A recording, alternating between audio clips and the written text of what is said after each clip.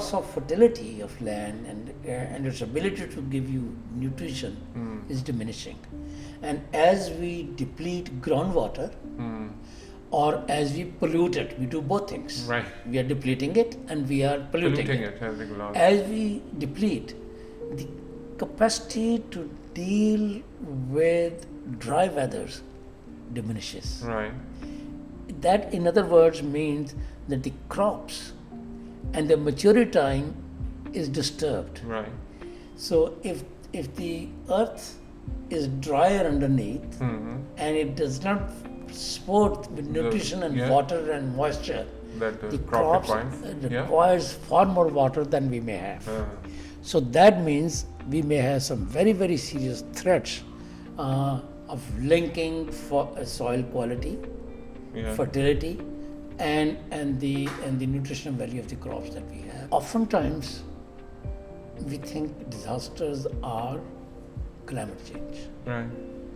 Very often they are not. Oh, interesting. Most often, it's bad governance. Okay. Most often, it's poor investments. Most often, it's poor planning.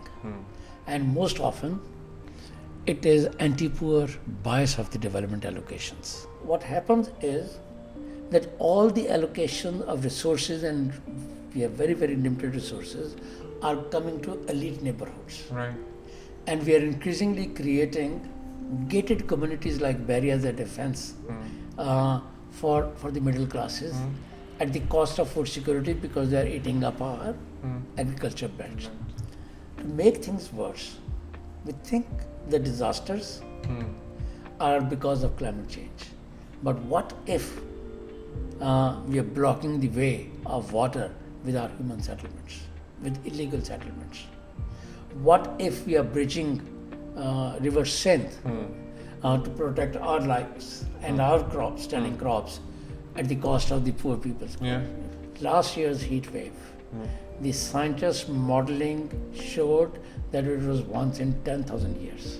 Wow. And we have experienced that. And more than 20 or 30 cities of Pakistan are experiencing the hottest days of their summers every year, including Islamabad. Yeah. That tells you the trend, the way we are heading. So even on disaster management that you said earlier, we are barely good at disaster relief. We have not thought about management, let alone reduction, and let alone the slow onset. And the slow onset. Do people not realize that it's going to hit whenever it's going to hit, any area or any certain part of our life? It's going to hit indiscriminately, So oftentimes our elite and policymakers think these are natural disasters. They are not natural disasters. It's another way of shifting responsibility. And in many cases, these natural disasters are caused by our elite. You gave me example of Karachi.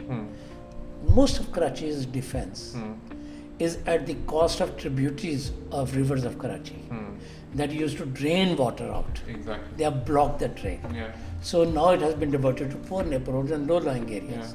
So the 18 million population of Karachi, I don't know what the latest figure, pays cost for the elite lifestyle.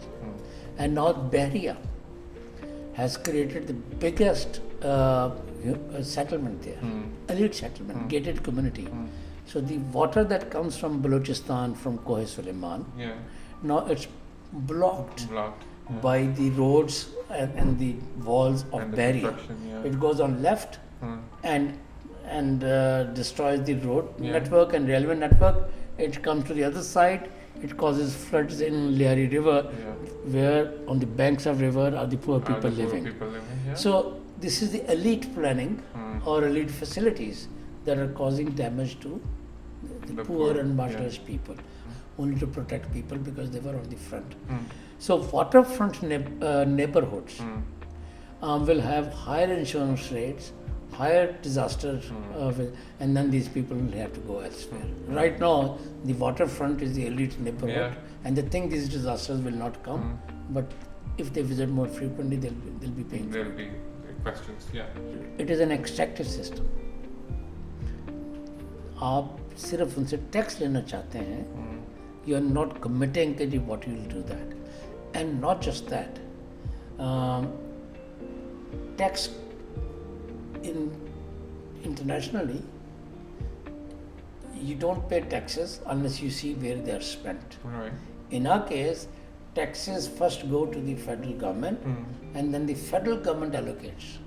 In the process, it goes thousands of miles away and you lose the accountability. Yeah. And the sensitivity to local needs. Another way to look at this issue is as a civil-military relation.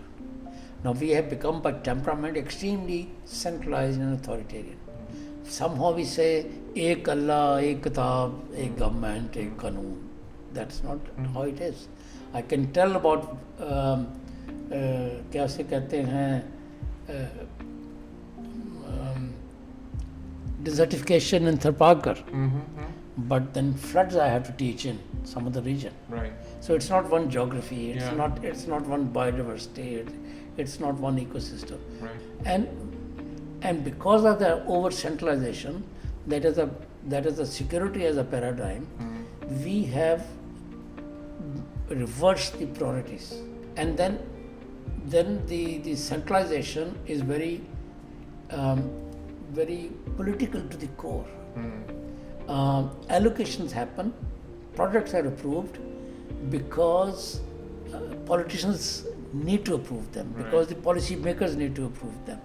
And then in the process, and that's a very sad part, we have disempowered the people. People have a relationship of vendetta with the state. And that relationship I want to explain because we are coming towards the end. Yeah. Most of states' investments have been in irrigated areas, Indus areas. Okay. During the last 70 years. Everything that we spent was on flood management and road and agriculture and institutions there. Right. We ignored, for the most part, non-irrigated areas. We left them orphan. So if you look at where we are farthest behind in SDGs, these are the areas. Okay. Where there is no water, there is no electricity, there is no education. And then there are, because there is poverty, it's degraded, there's no forest, and there's no options for livelihood. Where do these people go? If you juxtapose these maps, their relationship with the state has become that of vendetta. They have become fertile grounds for recruitment of those anti-state elements that we don't like to acknowledge that they exist. Right? So I see that states' exclusionary policies, non-inclusive policies, they may not have been deliberate, by the way. But it happened over and decades. we had no corrective measures in the process. So all our policies need to be revisited, and in some cases we see that how they have become more counterproductive, and they've added to terrorism and poverty and climate change vulnerability in our part of the world. So thank you so much for giving us the time. It's my pleasure. It's my honor. And lovely talking to you, and hope to see you again very soon, and we hopefully very pleased. Hopefully we'll have some better positive things to talk about. Inshallah. Thank you so much. Thank you, ladies and gentlemen. Thank you from this episode of Dev Talk, and we'll catch you next time.